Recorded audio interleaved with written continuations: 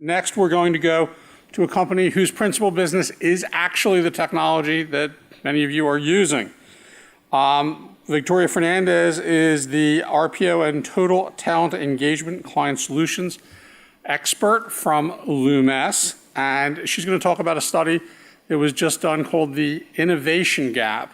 And this was actually an update of a 6-year-old study, and look at where things have gotten better and where we still need to, in technology, mind the gap. Victoria Fernandez. Organizations like McDonald's, IBM, Bupa and such. And we also look after a number of local and central government bodies as well. So a real range of clients within our portfolio. Our portfolio of products are managed by 3 business streams or entities. So we have Lumesse Talent Acquisition, Lumesse Talent Management, and also e-learning. And it was the latter 2 that were interested in taking part in this survey, both as participants and as a sponsor as well. And I think Andrew Brown touched on it yesterday about our recent news about our acquisition by Saba. So that further extends our reach into the US as an independent leader.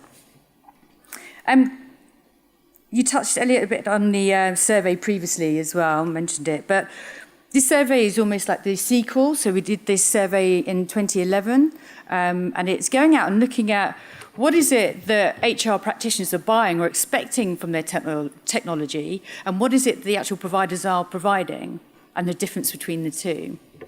The disconnect became apparent back in the previous survey, and I'm really pleased to say that we have made some headway. We had made some improvements on that, but there is still a long way to go.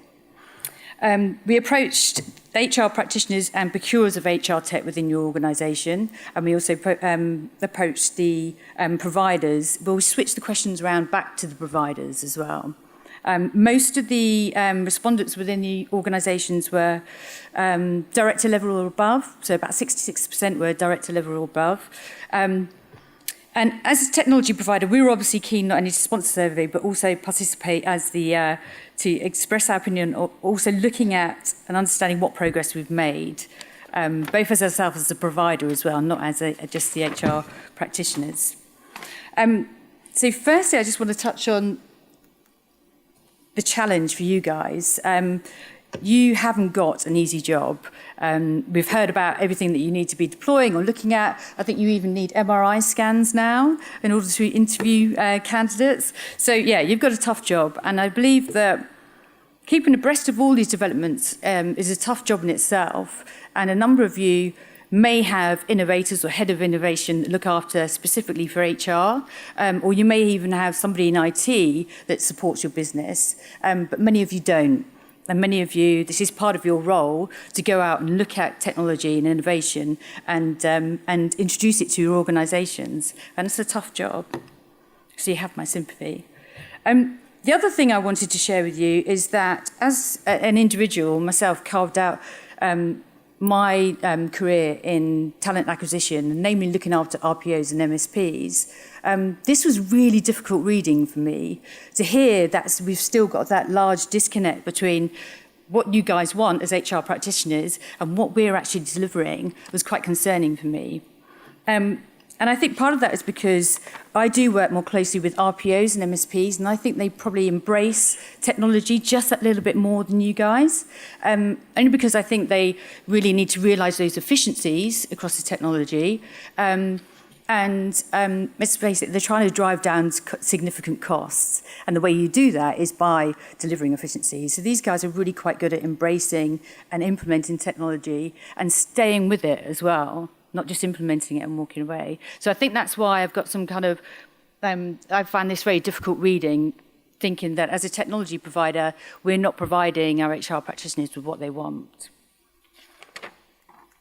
You'll be pleased to know I'm not going to go through every single result in this survey, but there were a couple of ones that really stood out to me, really, were of interest. So the question we put to the technology providers, what do you think is the most important to HR practitioners? To provide innovation that directly impacts and provides efficiencies across their processes and workflow, or innovation that features focuses on features and functions such as gadgets and buttons. Right, it looks like I've chopped off the key for this, but the light blue is efficiencies across your processes and workflow, and that's at 75 and 70%. And then the red, the off-red, is the people that said gadgets and buttons. So this is kind of the result I would have expected as a practitioner, as a provider. So I believe my technology solutions make a difference to your processes and workflows and drive efficiencies across those processes and workflows. But as the results we can see, as HR practitioners, this is what you actually believe is being delivered. So it's much more in the lines of gadgets and buttons. And don't get me wrong, there is a place for gadgets and buttons, absolutely. But I truly believe that we should be working more closely to drive efficiencies across your workflow and your business and your processes, rather than delivering gadgets and buttons. I was talking to the head of communications in Inmarsat last night at the table, and we were talking about surveys and our love of surveys, which is a bit sad. And we were talking about the questions that you ask in the surveys, and almost you predict the results that you're going to get from those questions. And sometimes they throw up surprising results like this.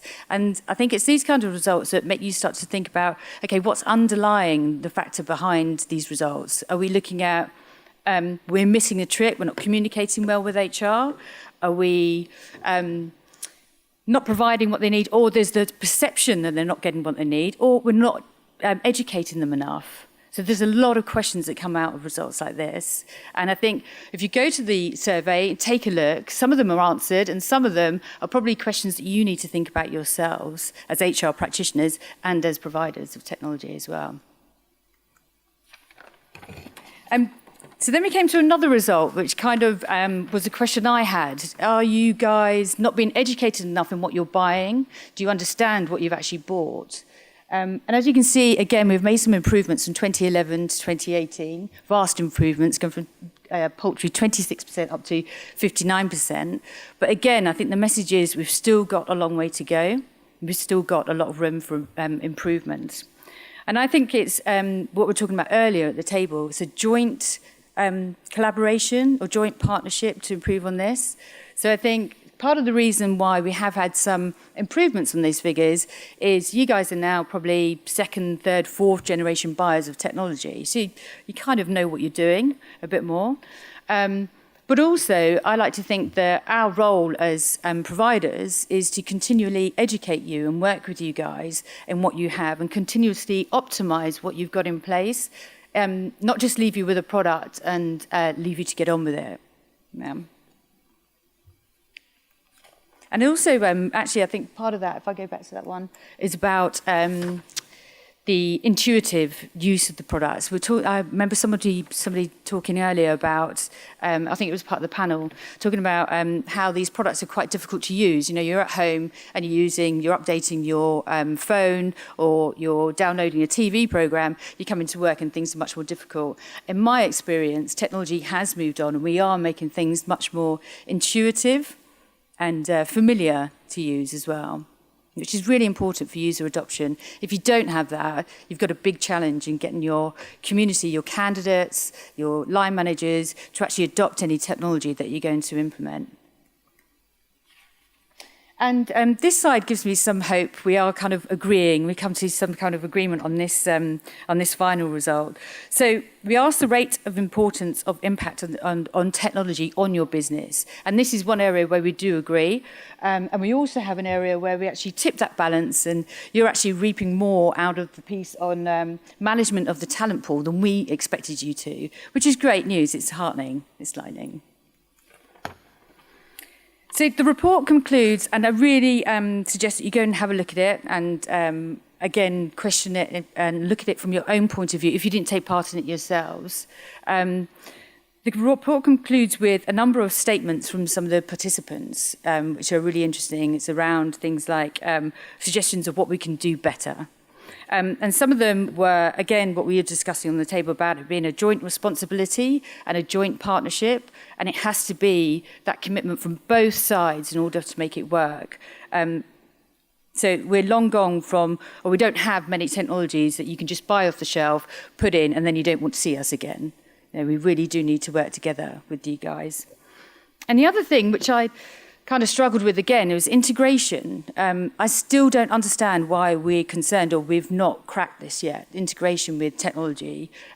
We're all capable of doing it. All our technologies have various ways of doing it. You can do it very sophisticated, a huge integration, or you can do a standard API, or you can do something a bit more crude like a CSV file going in and out. But we're there, we can do this. So I really struggled with why this was still an issue today with technology partners. And then there was one that I just wanted to add my own opinion, really. During the procurement process, during the RFI, the presentations, the selection process, we have all the key stakeholders in the room or at the table. So I've got your CTO, I've got your HRDs, CFOs, I've got your line managers, your stakeholders, all the candidates, and they're all at the table during that process. Come implementation or gone live and rollout, these guys just disappear. I don't see them again. I never see them again. You may have them with you, but we don't come together. Even some of those people come together, back together around that table. And I think here lies some of the problem with where there's some disconnect with what you've actually got and what you use or what you perceive that you have today. Because if you did bring those people around the table a bit more often, maybe 3, 6, 12, 2 years down the line, I'm sure we'll get much more optimization out of your technology that you've got and much more talk about, okay, what have we got today and what can we improve on? And again, a two-way conversation. So thank you, guys. Thank you for your time. And please follow the link and take a look yourselves. It'd be interesting to get your opinions. Thank you.